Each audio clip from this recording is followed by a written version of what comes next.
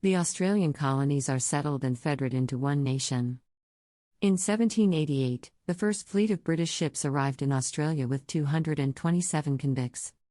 They were sent to establish a penal colony in New South Wales.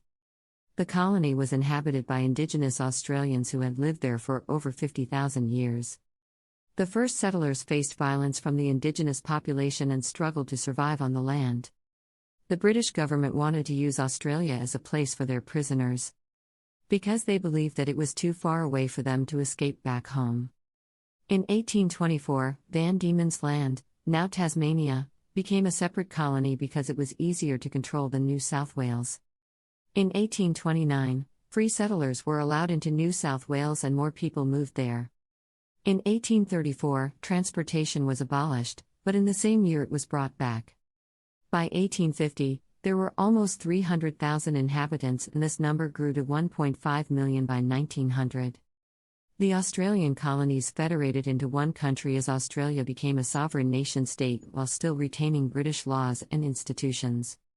In 1901, the Australian Constitution was written in Melbourne.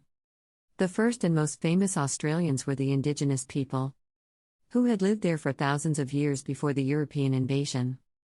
Aboriginal people have a deep connection to their land and country, but their culture has gone through many changes as they were pushed into other areas as Europeans expanded their territory. Despite how much humanity has changed, there are still some things that remain the same. Australia is a continent and, by definition, the sun never rises or sets in Australian territorial waters.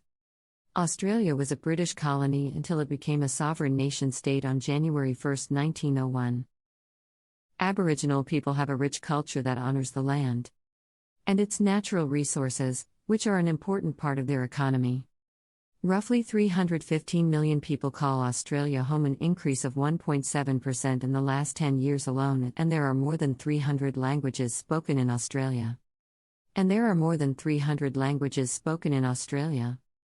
Australia is one of 5 countries with a population greater than 20 million, but it is the least populous member of G20. The country is dominated by 2 linguistic groups, English and Aboriginal languages. How the colony of New South Wales is formed. The colony of New South Wales is founded in 1788. The first fleet of ships, which arrived in Australia with the British colonists, lands at Botany Bay. The colony is not just a group of people who live together and have a common goal or purpose. It is much more than that, and it has a set of rules that govern the way its members behave. These rules are called the laws of the colony. In order to ensure that all new arrivals follow these laws, Governor Arthur Phillip establishes 2 courts: the Supreme Court, the Criminal Court. The Supreme Court hears appeals from the lower criminal courts. It is responsible for interpreting and applying the colony's laws when they are unclear or disputed. The Criminal Court does not hear appeals from other courts. It is solely responsible for hearing cases involving breaches of the colony's laws. The Chief Justice of this court is referred to as the Governor-General of the colony.